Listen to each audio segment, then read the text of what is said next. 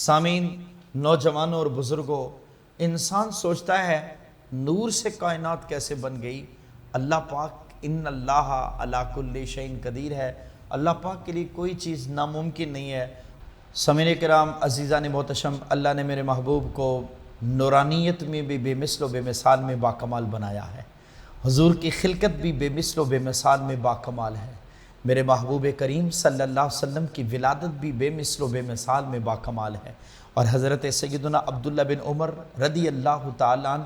آقا کی نورانیت کو بڑے حسین، خوبصورت اور بڑے دلربا انداز میں بیان فرماتے ہیں، اور امام عبدالرزاق، امام معمر اور امام زہری، امام سالم نے ایک حدیث پاک، بڑی خوبصورت حدیث پاک روایت کی ہے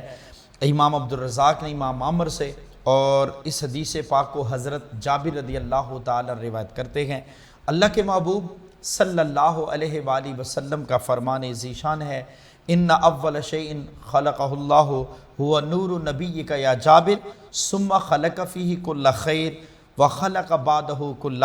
شیء۔ اللہ کے نبی صلی اللہ علیہ وآلہ وسلم نے ارشاد فرمایا، آج زمانہ محبوب کی تخلیق پر پریشان ہے، آج زمانے کو نہ جانے کیا ہو گیا ہے۔ نبی کریم صلی اللہ علیہ وسلم یہ وہی محبوب ہیں جن کی تخلیق خالق نے ازل سے فرمائی ہے، اور یہی وہ نور محمد ہے جس کو اللہ پاک نے کائنات میں سب سے پہلے جس کو تخلیق فرمایا، اور اسی نور محمد سے خالق کائنات نے پھر پوری کائنات کو روشن اور منور فرمایا۔ حضرت جابر رضی اللہ تعالیٰ عنہ سوال کرنے لگے، یا رسول اللہ صلی اللہ علیہ وآلہ وسلم، خالق نے سب سے پہلے کس چیز کو پیدا فرمایا؟ نبی کریم رؤوف الرحیم رحمت للعالمین صلی اللہ علیہ وسلم نے ارشاد فرمایا، اللہ نے سب سے پہلے کس چیز کو پیدا کیا؟ جابر جانتے ہو، وہ سب سے پہلے جس کو اللہ نے پیدا فرمایا وہ چیز تیرے محبوب، تیرے محمد، تیرے نبی کریم صلی اللہ علیہ وسلم کا نور تھا،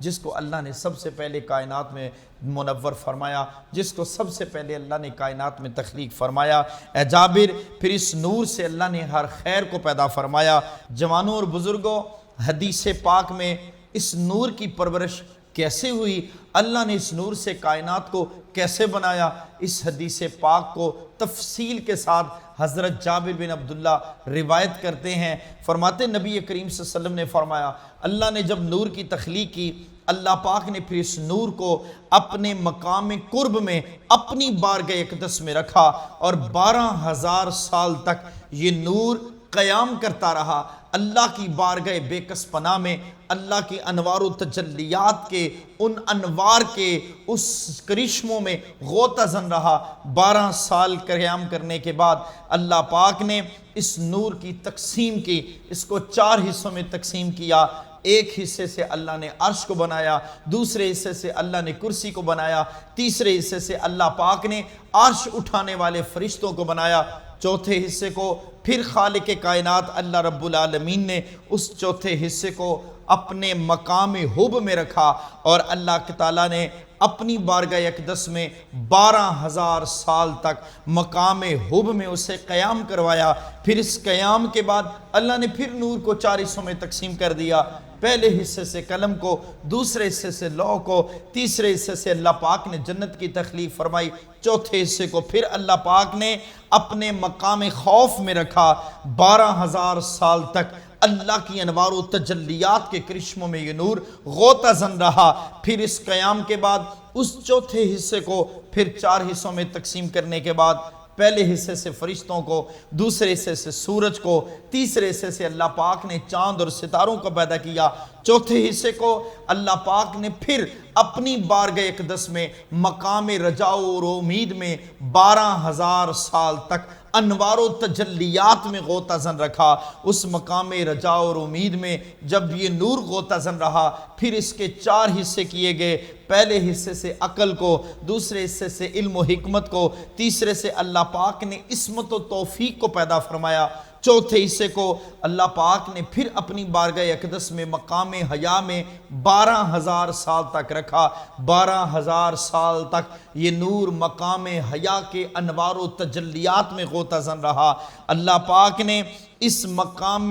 حیا کے اندر انوار و تجلیات میں غوطہ زن رہنے والے نور پر اپنا خاص نظر کرم فرمایا، خصوصی نگاہ محبت میں رکھا۔ اس نور کو پسینہ آیا، جب اس نور محمدی کو پسینہ آیا، اس نور محمدی کے 1,24,000 قطرے ٹپکے۔ اس نور کے پسینے کے قطرے، ہر قطرے کو اللہ پاک نے ضائع نہیں فرمایا، بلکہ اللہ پاک نے اس نور محمدی کے پسینوں کے قطرے سے، ہر قطرے سے انبیاء و رسل کی ارواح کو تخلیق فرمایا، نبیوں اور رسولوں کی تخلیق کی گئی۔